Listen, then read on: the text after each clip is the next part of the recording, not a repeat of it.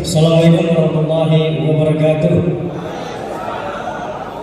Salam pemuda bulan bintang. Apa iya ya? Oke, kalau saya katakan pemuda bulan bintang, jawabannya menang. Siap? Pemuda bulan bintang. Terima kasih. Alhamdulillahirrahmanirrahim. Wassalatu wassalamu ala asrafil anbiya wal mursalin wa ala alihi wa sahbihi ajmain, amma ba'du. Pertama-tama marilah kita panjatkan puji syukur kepada Allah Subhanahu wa taala yang telah melimpahkan rahmat dan hidayah kepada kita semua, sehingga pada malam yang luar biasa ini saya disandingkan dengan guru besar saya. Saya adalah murid Prof. Yusril di UI dan hari ini kembali lagi berbicara sama beliau. Beliau ini tokoh hebat yang salah satu menginspirasi saya sebenarnya ada 2 orang, nanti akan saya jelaskan. Salah satunya adalah Prof. Yusril Iza Mahendra, yang kedua adalah Muhammad Mansir. Itu adalah tokoh yang sangat saya inspirasikan dan merupakan juga bagian dari disertasi Prof ya, pada saat itu Prof ya. Ada bukunya saya baca.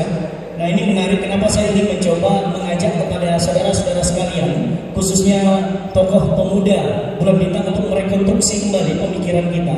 Dan juga yang saya banggakan di sini ada Pak Maijen Tatang Zainuddin ya. Hanya kenal di media, tapi kita ketemu sekarang ya. Nah, ini sahabat saya nih, dari dulu kita di daerah selalu melakukan hal yang sangat dukungan. Mohon maaf tanpa beliau, Bang Yusril agak susah kita temui. Beliau yang menjadi gerbang orang Aceh bisa bertemu sama Bang Yusril Bertayo untuk bupati kita. Ini Pak Bupati ini ya, saya dulu pendukung setia juga ya sampai bisa menjadi bupati ya, dan luar biasa juga. Nah, ini adik kita Sumardi, luar biasa. Walaupun 2019 kemarin belum berhasil duduk di parlemen, mudah-mudahan di 2024 insya Allah akan duduk semuanya.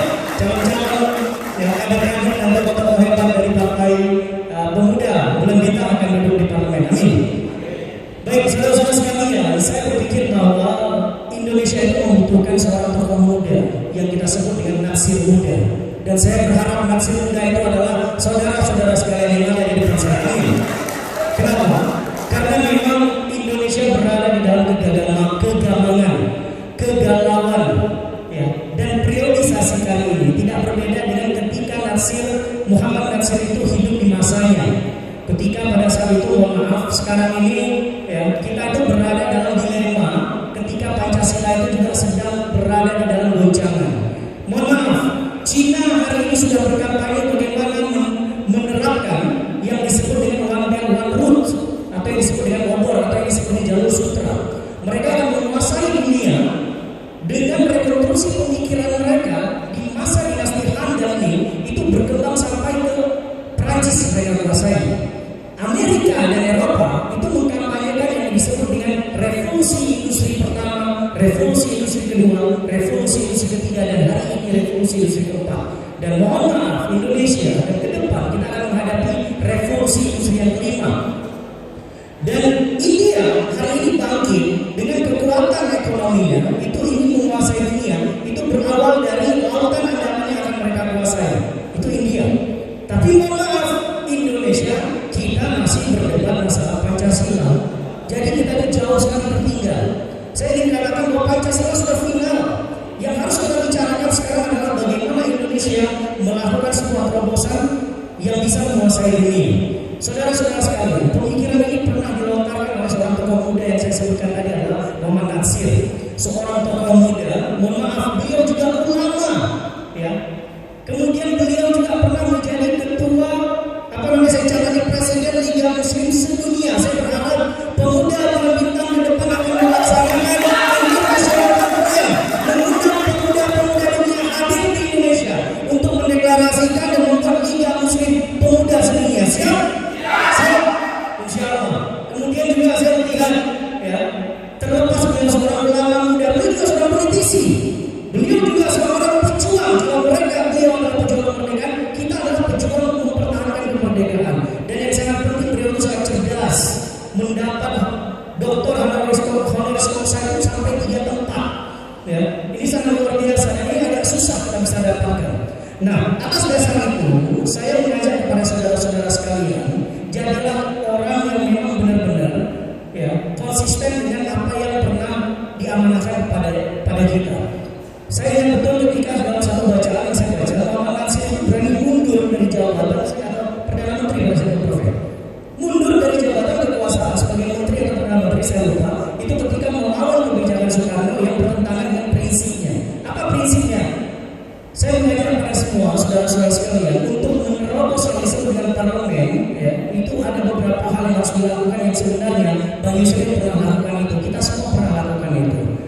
saja bagaimana ini kita kompilasikan dan ini menjadi sebuah strategi politiknya ya pemuda Bulan Bintang untuk merebut kekuasaan di 2024. Itulah masalah. Ya. Ini hari ini parlemen di DPR RI, DPD dan bupati di seluruh Indonesia itu rata-rata usia muda. Jadi kalau kita katakan bahwa 2024 adalah masanya anak muda merebut kekuasaan, kita terlambat. Sebenarnya kita sudah merebut duluan.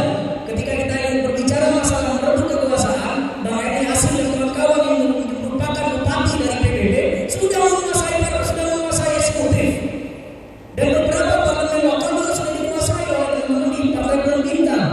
Nah sekarang adalah bagaimana membangun sebuah kekuatan. Kita butuh yang disebut dengan 4 hal: ideologi, politik, strategi, dan taktik. Ideologi yang saya sangat simpati dan sangat apresiasi kepada teman-teman PBB adalah teman-teman pemuda Bulan Bintang khususnya adalah ideologi Islam. Karena apa? Maaf, kapitalisme gagal membangun Indonesia, liberalisme gagal membangun Indonesia, sosialisme gagal membangun Indonesia. Dan hari ini maaf, partai yang konsisten tetap mempertahankan ideologi ya tetap partai PBB. Itulah saya apresiasi Bapak Yusuf. Dengan berbagai bencana fitnah ya, terhadap beliau, tapi beliau sangat luar biasa. Kepiawaian beliau dalam memimpin Partai Bulan Bintang. Dan percayalah, orang-orang yang bisa bertahan di tengah laut dalam goncangan ombak yang begitu kuat ketika membawa kapal seperti Bang Yusuf, dia bisa bertahan bukan hanya mencapai 2024, tapi 2029 dan 2034 sekarang betul-betul. Jadi tidak ada yang tidak mungkin di kemudian hari. Hanya saja era sekarang ketika eranya Bang Natsir, eranya Bang Yusril dan eranya kita itu berbeda. Oleh karena itu saya memberikan tips adalah kuasai kuncinya. Apa yang harus dikuasai? Pertama, kuasai teknologi. Mereka yang menguasai teknologi, mereka menguasai politik. Maaf, dulu kalau kita nggak punya uang, kita akan dikalahkan oleh mereka yang berduit. Sekarang hanya menguasai teknologi, hanya menguasai media sosial, hanya menguasai jaringan sosial, itu bisa mengalahkan mereka yang punya duit. Artinya apa? Saudara-saudara sekalian, 2021 tahun depan, walaupun di Sumatera sudah memulai sebuah gebrakan baru yang disebut dengan bonus demografi, itu ledakannya dimulai dari Sumatera. Hari ini anak-anak muda itu diprediksikan di tahun 2021 itu usianya rata-rata 60% jumlah populasi Indonesia. Ini market partai PBB, saran saya. Ini market teman-teman. Rekrut mereka, ajak mereka bergabung di pemuda Bulan Bintang. Lakukan pendidikan politik buat teman-teman. Bangun jaringan kader sampai ke desa-desa atau yang kamu itu di kampung-kampung atau di di pedesaan-pedesaan. Kemudian yang kedua adalah yang seperti saya sebutkan tadi, kuasai media sosial yang sangat penting. Kemudian juga menguasai apa yang disebut dengan karakter dan leadership ini penting.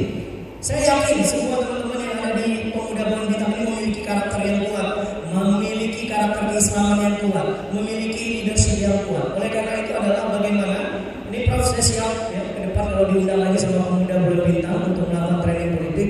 Kemudian saya juga S1 ilmu politik, siap berbagi ilmu ya dalam training politik ke depan. Kita akan paparkan ada 29 indikator yang merupakan pengalaman kita. Bagaimana 29 indikator ini bisa menjadi rujukan buat teman-teman pemuda Bulan Bintang menerobos parlemen di tahun 2024. Amin. Yang sangat penting adalah hari ini pembangunan media ya itu sangat penting. Jadi kuasai media itu sangat penting. Apapun yang dilakukan saya tahu betul yang dilakukan oleh teman-teman pemuda Bulan Bintang. Tapi mohon maaf kadang-kadang ya kita selalu bekerja ikhlas. Udah lah ini ibadah, nggak usah kita publish. Sementara ada partai lain yang memberikan satu bungkus Indomie itu publikasinya itu sampai kemana-mana. Ini kan nggak fair namanya. Oke saya bilang teman-teman PBB ini banyak sekali kegiatan. Saya tahu betul. Apalagi Bang Erlin, saya tahu betul bagaimana di daerahnya itu beliau bekerja luar biasa. Bukan membawa nama pribadi beliau, tapi membawa nama daerah dan nama partai. Ini kan reputasi dan satu-satunya kabupaten yang bisa direbut oleh anak muda itu ya di kabupaten beliau. Bukan dulu, Bang Erlin. Oleh karena itu saya minta kepada saudara-saudara sekalian, ya hari ini generasi milenial sudah menguasai 64%. Revolusi industri sudah masuk pada revolusi industri kelima. Kemudian juga bonus demografi sudah masuk kepada angka yang menerobos di muda milenial. Kuasai anak muda milenial, ajak mereka, rekrut mereka. Kalau bisa saya sarankan Bang Yusril, para pemuda bulan bintang ini masuk ke kampus. Saya sarankan gitu. Kenapa ada satu organisasi ya yang juga undergo partai politik boleh masuk ke kampus? Kenapa kita enggak? Benar nggak? Bentuk komisariat yang ada di kampus supaya mereka memiliki ideologi dan melahirkan narsir muda masa depan. Terima kasih. Assalamualaikum warahmatullahi wabarakatuh. Waalaikumsalam warahmatullahi wabarakatuh. Luar biasa pemaparannya, sangat bersemangat sekali, sehingga kita termotivasi. Walaupun itu belum semua rumus dan jurus dikeluarkan, tapi ada beberapa tadi yang sudah. Terima kasih. Assalamualaikum warahmatullahi wabarakatuh. Bapak dan panelis kita ini, adik-adik hadirin hadirat yang saya muliakan. Ada hadis Rasulullah SAW yang bunyinya begini: dan didiklah anak-anak kamu itu, karena sesungguhnya Allah menciptakan mereka untuk zamannya dan bukan untuk zaman kamu. Saya kira hadis ini penting untuk kita renungkan bersama-sama, karena tiap-tiap zaman akan lahir satu generasi, dan tiap-tiap zaman itu punya tantangan-tantangan yang berbeda satu dengan yang lainnya. Meskipun dunia ini terus mengalami perubahan, tapi di tengah-tengah perubahan itu akan ada konsistensi. Albert Twinby, seorang sejarawan, mengatakan ada continuity in change, ada kontinuitas dan ada perubahan. Yang kontinuitas itu bagi kita orang beragama adalah prinsip-prinsip yang diajarkan oleh agama itu. Kalau kita sebagai sebuah bangsa, yang kontinu itu adalah keberadaan negara Kesatuan Republik Indonesia, bangsa kita yang majemuk dengan segala keanekaragamannya, sebuah negara bangsa yang kita bangun dengan penuh kesadaran. Itu adalah prinsip-prinsip yang tidak boleh kita ubah untuk selama-lamanya. Kalau Al-Quran itu diturunkan Allah sebagai petunjuk, hudan linnas wa bayyinatin minal huda wal furqan, petunjuk universal bagi umat manusia. Dan fungsi kitab-kitab suci agama itu seperti itu. Dia petunjuk bagi umat manusia dalam menghadapi zaman. Ada prinsip-prinsip yang tetap yang tidak bisa berubah di dalamnya, tapi kita harus memikirkan petunjuk-petunjuk agama itu dan menghadapkannya dengan zaman yang terus-menerus mengalami perubahan. Kalau kita bisa pegang keduanya, yang prinsip itu tetap, ada yang fleksibel yang dapat ditafsirkan dan dikompromikan, maka kita berpegang pada yang prinsip itu dan mencari ruang untuk melakukan perubahan-perubahan dan penyesuaian.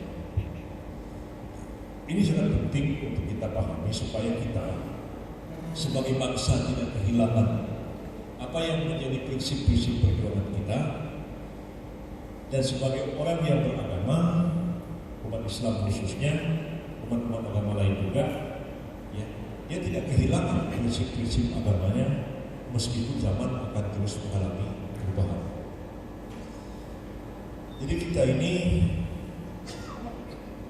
adalah orang Indonesia,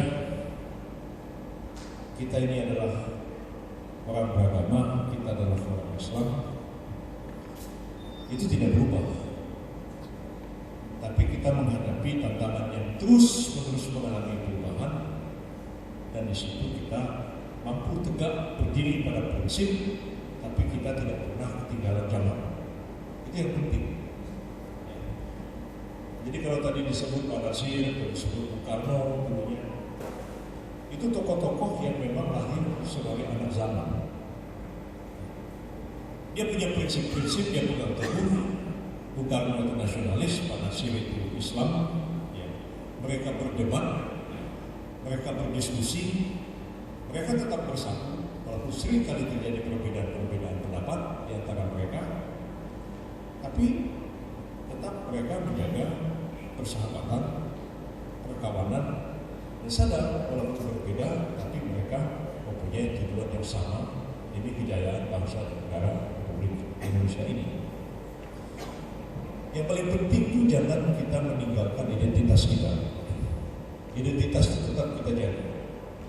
Dan identitas itu ada pada pemikiran, keyakinan, dan kepribadian seseorang. Bukan pada pakaian. Pakaian orang bisa berubah-ubah. Model itu bisa berubah-ubah dari waktu ke waktu. Kita jadi orang Islam, orang beragama di sini, bukan kita harus jadi orang Arab. Tidak. Antara Islam dan Arab itu dua hal yang sebenarnya berbeda. Ya. Islamisasi bukan Arabisasi. Ya. Kita menerima prinsip-prinsip Islam dan ajaran Islam, tapi kita tidak harus jadi orang Arab. Kita tetaplah jadi orang Indonesia. Ya. Karena Islam itu universal, berlaku pada semua tempat dan semua waktu, semua zaman, dan kita mengadop prinsip-prinsip Islam itu dalam menjawab tantangan zaman yang ada pada suatu waktu. Dulu para pendiri bangsa kita ini mengenyahkan penjajahan, membangun semangat kebangsaan, memerdekakan bangsa kita, membentuk sebuah negara, pertahankan mati-matian. Itu kira-kira tahun 45 sampai dengan tahun 60-an.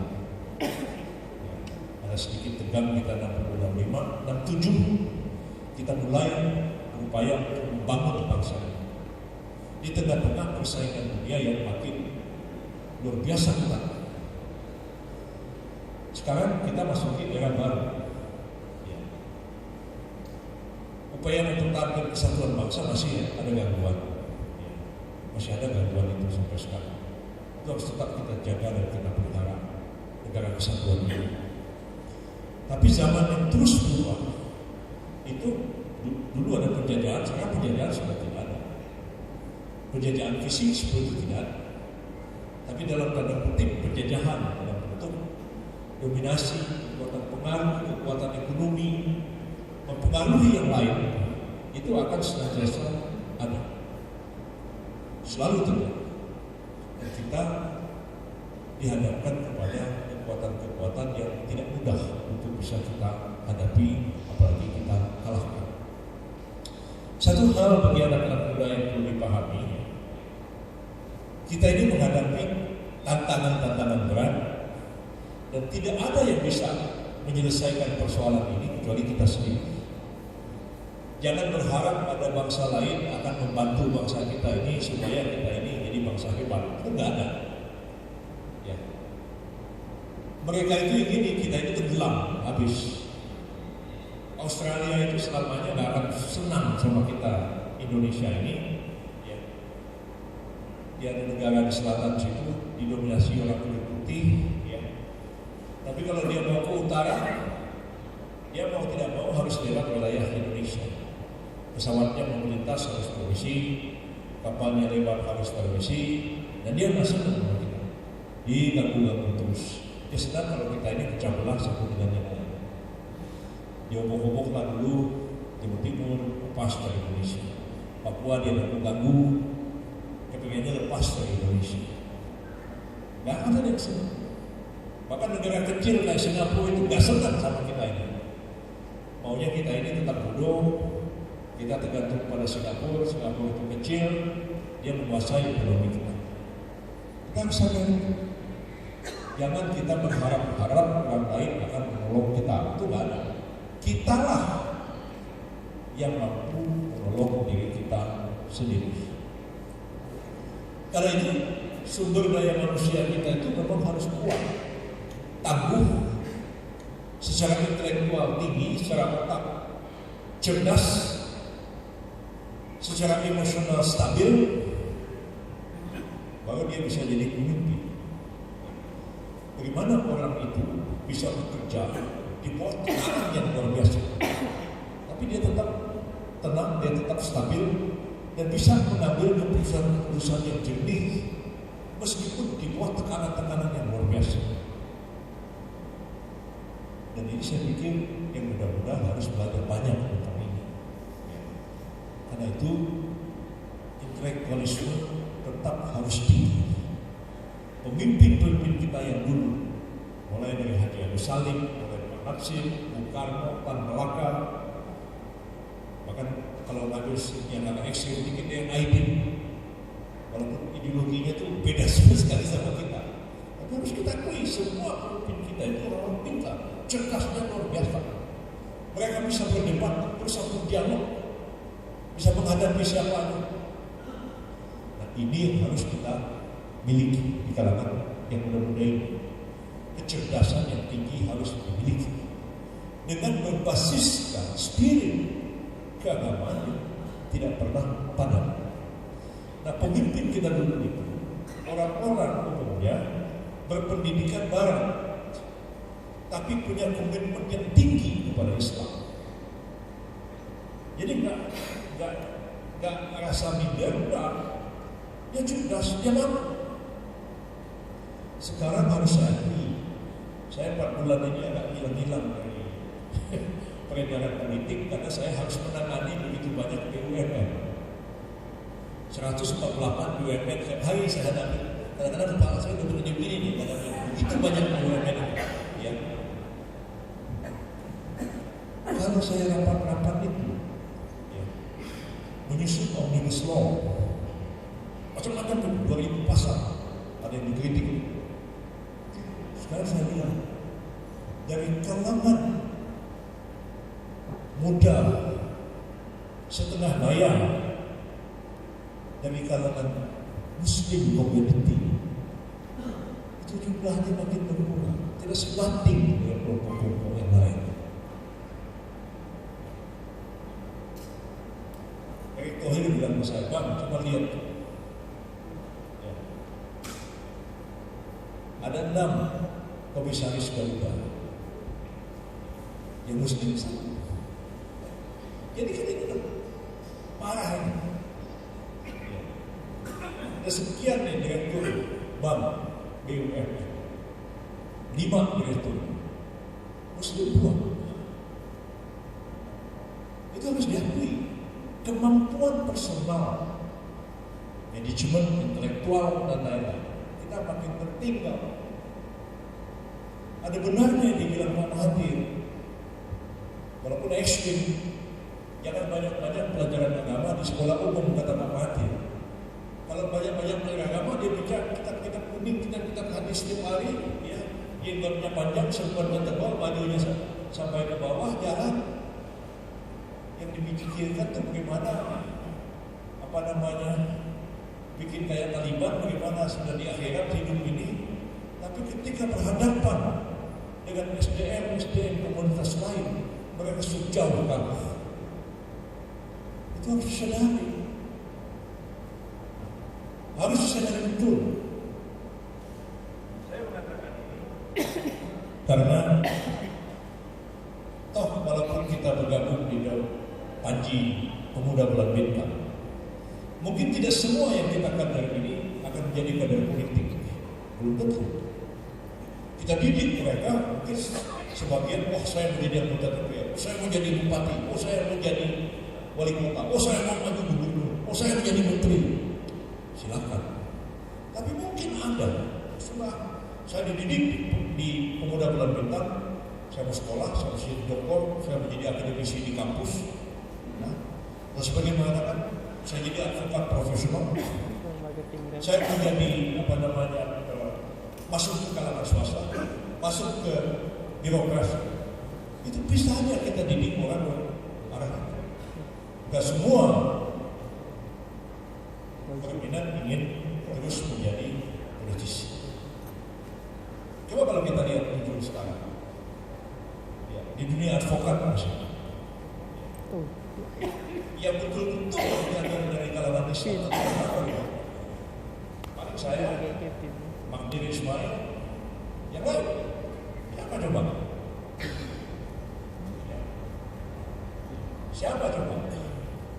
Dari kalangan muslim ada yang sekuler, aku Buyung Nasution atau yang masih ada yang Lubis orang sekuler.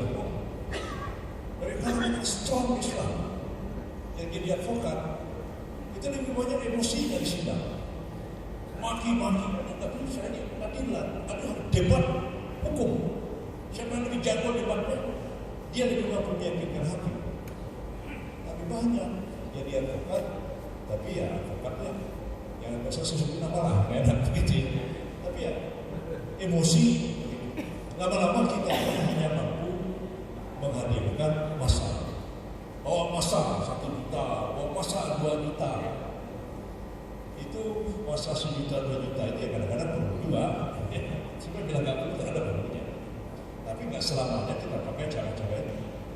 So 2 juta orang demo, itu bisa ada bukan 2 orang aja. Saya kalau ada ini saya nggak pakai demo, saya hadapi sendiri dengan cara-cara dia udah. Dan bisa sampai kepada tujuan. Jadi saya kira angka bagusnya ada masa yang banyak, ada kekuatan yang banyak, tapi jangan dilupakan ada kekuatan intelektual, kekuatan spirit di kalangan orang-orang yang memang menjadi inti dari sebuah gerakan. Jadi saya sangat terima kasih dan sangat senang tadi apa yang disampaikan Pak Tatang. Udah bulan bintang dia akan di training itu bukan bagus kan, training jadi tentara bagus kan. Saya kira kita masih kecil-kecil dulu ya, arah-arahnya ke sana-sana juga begitu ya, walaupun dengan cara masing-masing lah begitu ya. Tapi semangat spiritual tetap ada, intelektual tetap tinggi, dan komitmen pada nilai-nilai keislaman dan keagamaan itu tetap kita jaga dan kita hormati. Di PBB ini sebagian besar Muslim, tapi ada juga yang Kristen ada, yang Buddhis juga ada di dalam PBB ini. Kita hormati semua PBB itu dengan semangat dan spirit negara masing-masing yang bergabung di dalam PBB ini. Ya, kalau menerima prinsip-prinsip yang diperjuangkan oleh partainya, kita bisa sama-sama membangun kekuatan bersama. Jadi kita ketahui bahwa di NTT, di Kalimantan Timur, Nunukan, di Papua, yang cukup banyak saudara-saudara kita non Muslim bergabung ke PBB. Kita senang sekali. Kita menerima prinsip di dalam partai Masyumi itu ada ada anggota yang anggota DPR non Muslim ada, nama YMF Kemref itu non Muslim tapi bergabung ke partai Masyumi. Ada yang bergabung ke Masyumi tapi belakangan Muslim, namanya Dr. Setiabudi atau Dua Sedekar Ketiga, itu dulu anggota Masyumi, anggota DPR Masyumi tahun 50, jadi gabungan dari Senat dan Parlementaris. Dan saya tanyakan hasil itu Dr. Setiabudi itu memang bergabung ke partai Masyumi dan menjadi anggota partai Masyumi di Bandung. Partai, di sini ada partai dan juga ada ormas. Nah, ormas ini di bawah dari partai atau underku itu bisa membentuk berbagai jaringan-jaringan yang kuat. Baik itu kelompok petaninya, baik itu kelompok ulamanya, baik itu kelompok medianya, itu tergantung dari kebutuhan partai. Nah, yang sangat penting adalah saya sepakat apa yang disampaikan oleh Prof. Yusril tadi. Tidak semua yang bergabung di Pemuda Bulan Bintang akan terjun kepada politik praktis di partai. Namun, jadikanlah menurut saya Pemuda Bulan Bintang ini adalah sebuah sekolah politiknya atau yang disebut dengan laboratorium demokrasinya. Disinilah kita belajar berdialektika, kita belajar berretorika, belajar berpolitical public speaking, berbicara strategi taktik politik, berbicara menerapkan ideologi politik keislaman dalam mainstream mazhabnya PBB itu seperti apa, kemudian memperkuat jaringan politik seperti apa, membangun dan meyakinkan publik supaya mengikuti apa yang mau kita perjuangkan itu seperti apa. Jadi saya sangat optimis ya ketika organisasi besar PBB Pemuda Bulan Bintang maksud saya adalah berani membuka rekrutmen besar-besaran dan mengajak kepada anak-anak milenial hari ini yang 17 sampai 40 tahun untuk melakukan sebuah terobosan.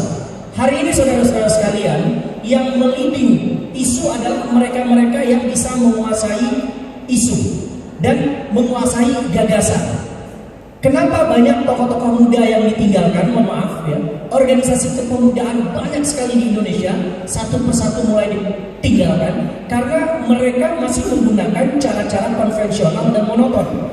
Sementara di sisi lain muncul organisasi-organisasi kepemudaan yang membawa gagasan-gagasan yang revolusioner dan unik gitu.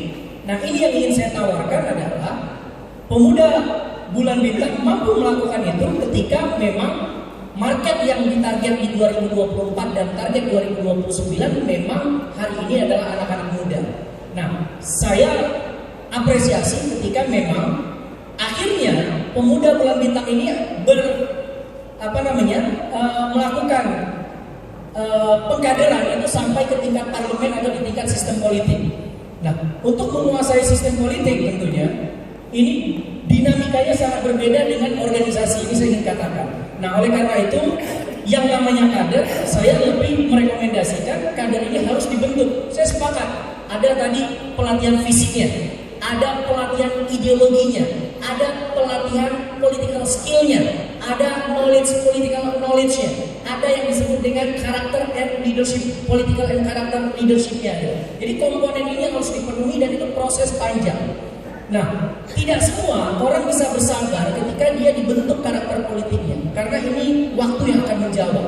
Dan itu ibarat adalah proses alam, ada yang mundur, ada yang lanjut, ada yang bisa bertahan dan sebagainya. Tapi yang penting adalah menanamkan dream kepada anak-anak muda sekarang agar mereka memiliki orientasi politik di masa yang akan datang. Nah, saya yakin dan optimis ketika pemuda Bulan Bintang hari ini melakukan dan menciptakan gagasan-gagasan baru. Sebagai contoh, Prof. Yusril, orang tidak akan melihat beliau itu sebagai branding di sektor bisnis. Orang tidak akan melihat dari sisi itu. Tapi yang namanya Prof. Yusril itu dari branding sebagai ahli atau pakar hukum. Nah, skill yang beliau miliki akhirnya mampu membawa partai yang hari ini saudara-saudara berada di dalamnya itu mampu bisa bertahan. Ini mohon maaf, banyak sekali partai pasca reformasi tidak bisa bertahan sampai 2019 dengan permainan politik para partai-partai politik yang menguasai parlemen itu mencoba melakukan sebuah skenario dan rekayasa politik agar partai-partai lainnya itu tidak mampu atau tidak berhasil masuk di parlemen. Jadi tantangan saudara-saudara sekalian ada dua. Pertama dari internal, yang kedua dari eksternal. Apakah mereka-mereka yang duduk di parlemen hari ini menginginkan, PBB akan masuk di 2024? Belum tentu. Mereka akan memainkan rekayasa politik itu di dalam aturan undang-undang dan regulasi lainnya. Contoh, bagaimana menaikkan parlemen threshold, bagaimana menutup kemungkinan anak-anak muda untuk bisa terlibat di jaringan-jaringan lain di luar dari jaringan yang mereka bentuk. Jadi saya pikir ini tidak sehat secara demokrasi ketika memang ada skenario politik yang diciptakan oleh partai-partai yang berkuasa. Dia ingin mempertahankan kekuasaannya itu secara istilahnya itu otoriter secara tidak langsung. Jadi saudara-saudara sekalian memiliki tantangan yang berat sebagai pemuda Bulan Bintang. Solusinya adalah menciptakan gagasan-gagasan, ide-ide yang membranding sosok kita sebagai sosok yang berbeda dengan orang lain. Ketika orang lain sudah berbicara di level 1, kita sudah berbicara di level 3 atau 4. Nah, media akan terus mengejar Prof. Yusril karena Prof. Yusril selalu menciptakan ide, gagasan atau strategi-strategi yang mampu menarik perhatian publik. Nah, kalau kita anak-anak muda tidak mampu menciptakan isu-isu seperti itu, kita akan ditinggalkan oleh media. Nah, saya ingin katakan dalam sistem demokrasi, media memiliki kontribusi yang sangat besar dalam meningkatkan elektabilitas politik seseorang. Oleh karena itu penting saya katakan kuasai media dalam merancang sebuah ide-ide gagasan yang diterima oleh publik. Nah, apapun yang ada di kepala mohon maaf Prof Yusril itu tidak bisa ditransfer ke rakyat kalau kita anak-anak muda yang berada di Partai Bulan Bintang itu tidak bisa mentransferkan apa yang ada di gagasan, ide dan cita-cita beliau. Itu bisa diwujudkan dengan sebuah organisasi. Nah, saya optimis betul ya, dan saya yakin betul organisasi itu mampu membumikan apa yang ada di pikiran beliau. Nah, itu yang ingin saya sampaikan. Kemudian yang kedua, bagaimana upaya yang dilakukan terhadap sistem pengkaderan? Saya Prof siap bantu kalau misalkan perlu disusun kurikulum politik buat pemuda Bulan Bintang. Banyak hal yang berubah hari ini. Harus menguasai medsos, harus menguasai era digital, harus menguasai globalisasi, harus menguasai bagaimana India hari ini ya melakukan pembunuhan terhadap mayoritas muslim yang ada di India. Itu juga teman-teman pemuda Bulan Bintang harus respon cepat. Keluarkan rilis secara cepat. Isu-isu yang hari ini menjadi rating tertinggi di dalam media hot news itu teman-teman harus cepat bersuara. Nah, saya berharap semua yang ada di pemuda Bulan Bintang itu semuanya adalah speaker, semuanya adalah para juru bicara, semuanya berbicara di media ketika ada isu-isu yang hari ini itu diinginkan atau dibutuhkan oleh rakyat. Jangan dibiarkan. Saya khawatir nanti isu itu akan dikonsumsi oleh kelompok tertentu ya, yang akhirnya menjadi otoritasi istilahnya itu mengklaim bahwa itu isu mereka dan sebagainya. Isu banjir misalkan, kemudian isu corona dan sebagainya, isu posisi muslim hari ini seperti apa, isu pengangguran yang tinggi, isu kemiskinan yang tinggi, apa yang harus dilakukan dan sebagainya. Nah, itu isu-isu yang selalu berada di dalam ranah kajian anak-anak muda. Kalau teman-teman yang ada di organisasi pemuda Bulan Bintang itu mampu meliding isu itu, seperti Bang Yusril mampu menggiring beberapa isu-isu hukum yang ada di nasional, saya yakin perhatian publik itu akan kembali kepada teman-teman sekalian.